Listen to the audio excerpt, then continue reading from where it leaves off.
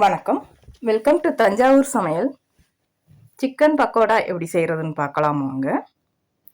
அதை செய்கிறதுக்கு 1/2 கிலோ எலும்பு இல்லாத சிக்கன் எடுத்து கழுவி எடுத்திருக்கேன். சின்ன சின்னதாக இந்த அளவுக்கு இருந்தால் போதும். ரொம்ப பெருசாக இருந்தாலும் வேகிறதுக்கு நேராகும்.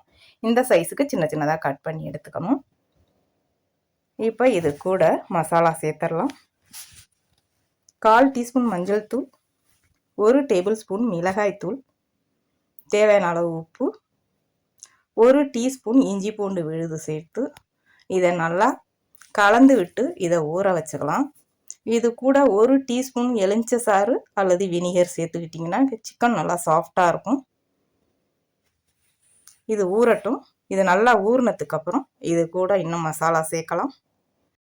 இப்போ 1 மணி நேரத்துக்கு அப்புறம் இதை எடுத்திருக்கேன். அதுக்கப்புறம் இது கூட 1/2 கப் கடலை மாவு, 1/4 கப் அரிசி மாவு, 1/4 கப் வெங்காயம், 3 பச்சை மிளகாய், கொஞ்சம் மல்லி இலை, கருவேப்பிலை சேர்த்துருக்கேன். சேர்த்து இதுக்கு தேவையான அளவு உப்பு, முன்னாடி சிக்கன் ஊற வைக்கும்போது உப்பு போட்டிருக்கோம் இல்லையா, அது இல்லாமல் நம்ம போட்டிருக்க கடலை மாவு, வெங்காயம், பச்சை மிளகாய்க்கு தகுந்த மாதிரி கொஞ்சமாக உப்பு சேர்த்து இதை நல்லா கலந்து விட்டு எடுத்துக்கலாம். இப்போ நான் தண்ணி எதுவும் தெளிக்கலை. தண்ணி இல்லாமல் இதில் இருக்க ஈரத்துலேயே இதை நல்லா கலந்து விட்டு எடுத்துக்கலாம். ரொம்ப டைட்டாக இருக்குது அப்படின்னா 1 ஸ்பூன் தண்ணியை தெளிச்சுக்கலாம். இப்போ நான் தண்ணி எதுவுமே தெளிக்கலை, கரெக்டாக இருக்குது.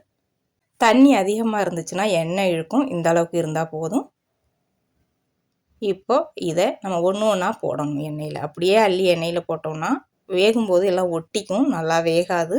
எண்ணெய் நல்லா சூடானதுக்கப்புறம் இதை இந்த மாதிரி இப்போ நான் போடுற மாதிரி போட்டிங்கன்னா சீக்கிரம் வெந்துடும், ஒன்றோட ஒன்று ஒட்டாமல். போட்டு உடனே கலந்து விடக்கூடாது. ஒரு 2 நிமிஷம் நல்லா வெந்ததுக்கப்புறம் அதுக்கப்புறம் திருப்பி விட்டு இதை நல்லா வேக வச்சு எடுத்துக்கலாம். இந்த அளவுக்கு வெந்ததுக்கு அப்புறம் தான் திருப்பணும். இப்போ இதை திருப்பி விட்டு வேக வச்சு எடுத்துக்கலாம். இப்போ பார்த்திங்கன்னா தனித்தனியாக இருக்குது, ஒன்றோட ஒன்று ஒட்டலை. அப்படியே எடுத்து போட்டோம்னா ஒட்டிக்கும். இதே மாதிரி நல்லா திருப்பி விட்டு நல்லா வெந்ததுக்கு அப்புறம் எடுத்துடலாம். இந்த அளவுக்கு வெந்தாலே போதும், எடுத்துடலாம். இதை விட இன்னும் மொறுமொறுன்னு வேக வச்சிங்கன்னா சிக்கன் அழுத்தமாயிரும், சாப்பிட்றதுக்கு நல்லா இருக்காது. இந்த அளவுக்கு வெந்ததுமே எடுத்துடலாம். கலர் மாறாமல் மிதமான சூட்டில் வச்சு இந்த அளவுக்கு பொரித்து எடுத்திங்கன்னா டேஸ்ட்டு ரொம்ப நல்லாயிருக்கும். இதே மாதிரி எல்லாத்தையும் செஞ்சு எடுத்துக்கலாம். ரொம்ப ஈஸியாக செய்யலாம். சாப்பிட்றதுக்கு டேஸ்ட்டும் நல்லாயிருக்கு, சிக்கனும் நல்லா வெந்திருக்கு.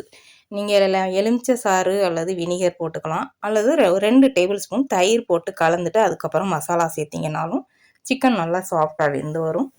இதே மாதிரி நீங்கள் செஞ்சு பாருங்கள். வீடியோ பிடிச்சிருந்தா வீடியோவை ஷேர் பண்ணுங்கள். தஞ்சாவூர் சமையலுக்கு சப்ஸ்கிரைப் பண்ணுங்கள். தேங்க்யூ.